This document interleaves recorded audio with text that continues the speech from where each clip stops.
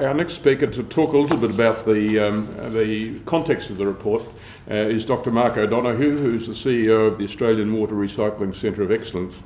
Mark's going to say a few words about the context of the report, particularly why ATSE was chosen for the job. Previously, Mark was the Director of the Environmental Water Policy for the Department of Environment, Water, Heritage and the Arts. Those are the days when departments had proper names, yeah. Mark. I'm going to give you a little bit of an overview of the Centre of Excellence, our research program, and as both speakers have said prior to my coming up, what's the scope of the project and why was ATSE the preferred deliverer for it? The Centre, for those that don't know, is a Commonwealth-funded investment, around $20 million to do good things with R&D around water recycling in Australia. We're a not-for-profit enterprise, we're an independent body, in other words, and we're designed to be the national point of focus and an independent advocate and supporter of water recycling R&D. So we're not unbiased on the topic. We believe that water recycling is a good initiative for Australia, and we're seeking a strong evidentiary basis to underpin why water recycling will be a core part of our future water supply needs. The Centre comprises a mixture of research enterprises and industry enterprises, and those enterprises nominate individuals to be on our advisory committee, our science advisory committee, and that science advisory committee sets the strategic research agenda. And as part of establishing the centre, we consulted quite widely nationally to talk to the urban water sector and said, well, what are the major impediments or barriers to enhanced water recycling nationally in Australia? And I'll revisit that point shortly.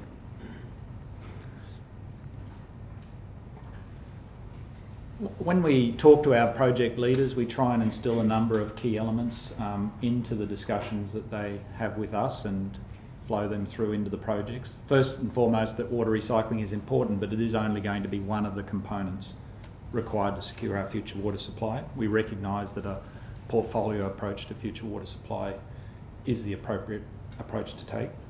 The investments we make aren't about short-term returns. We're very much about investing in medium to longer-term challenges and seeking to identify potential solutions to those challenges for the next drought.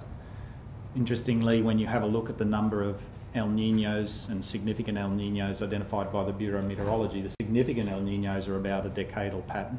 So we know that we will have future droughts, we know that there will be future water supply challenges.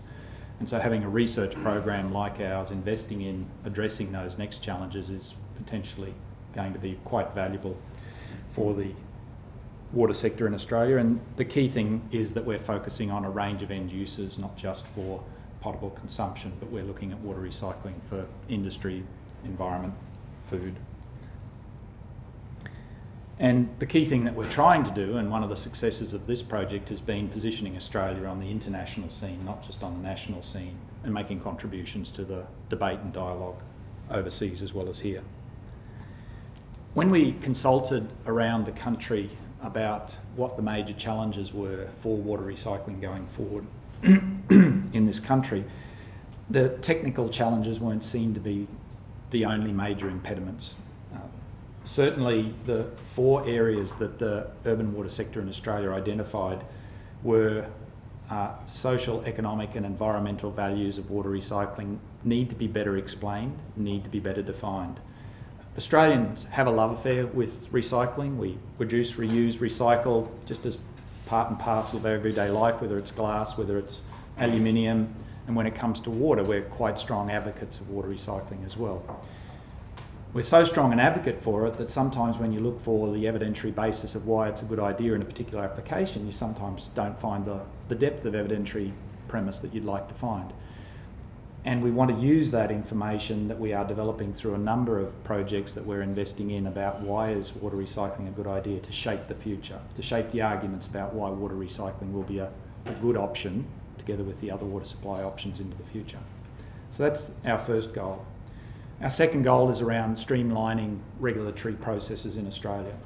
And when we spoke to the urban water sector, the validation of technology, the validation, the checking that schemes actually work, the checking that technology does what it's supposed to do, and getting that consistent across all the states was seen to be a very important enterprise, and this is supported by the utility sector, by all the regulators for recycled water in Australia, and by the private enterprise sector. Our fourth goal around developing a national knowledge management system recognises that we have a tremendous amount of knowledge in Australia. It's resident within the states, it's sitting in regulatory bodies, it is in the private enterprise sector, but we don't have very effective and efficient ways to share that around the country. So there are tremendous advances being made in water recycling in parts of Australia that could benefit other parts. We're working with the sector to try and find ways to make that data, information, knowledge more discoverable and accessible. Well, the third goal is the one we're here to talk about today. When we went around Australia, we said, look, what are the key impediments to water recycling? Everybody was very positive about the initiatives that we're making for industry, for the environment, for food production. The major challenge they saw, and where we're not optimising the most return, was working towards water recycling to augment drinking water supplies. And so that became a significant goal and objective for the centre. The aim of this goal for the centre is to invest in projects that support successful community engagement and address stakeholder concerns on potable, that is drinking water supply, and reuse within Australia. There is very strong national support for this concept. The Australian Water Association, the National Water Commission, our national utilities body have all come out and said, this is a good idea, we need to be exploring this further. The centre has actually taken up that challenge and made a number of investments in a number of key projects to explore these options. The ATSI program is part of that. So why this project? Recycling is now and will increasingly become an important part of our future water supply portfolio. National water associations and organisations are calling for the inclusion of water recycling for drinking as one of the options that we consider when we look at our future water supply portfolio. This is not a call for everybody to drink recycled water. This is a call to ensure that water recycling for drinking is one of the options that we take on board when we're looking at future water supply.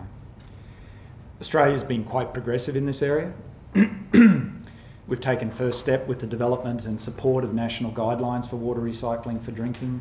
We've actually invested in assets around the country to recycle water for drinking, and most recently Western Australia's got bipartisan political support for recycling water into groundwater as a drinking water resource. However, when the centre had a look at what was happening internationally, we identified that there is a growing interest and a growing investment overseas, but little Australian-based assessment currently around direct potable recycling. The initiatives that Australia's invested in to date are all about returning recycled water to a reservoir, to a lake, to a stream, prior to treating it again and reusing it for drinking.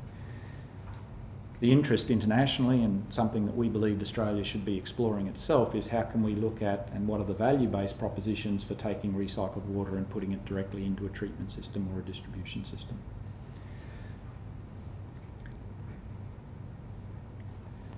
So, as we looked at the need, we identified that we will see value in exploring whether direct potable recycling is an important part of our future water portfolio. We scoped out a terms of reference to develop a peer-reviewed and internationally recognised report that defines in objective scientific, economic and social terms the potential place of direct potable reuse in the spectrum of available water supply options.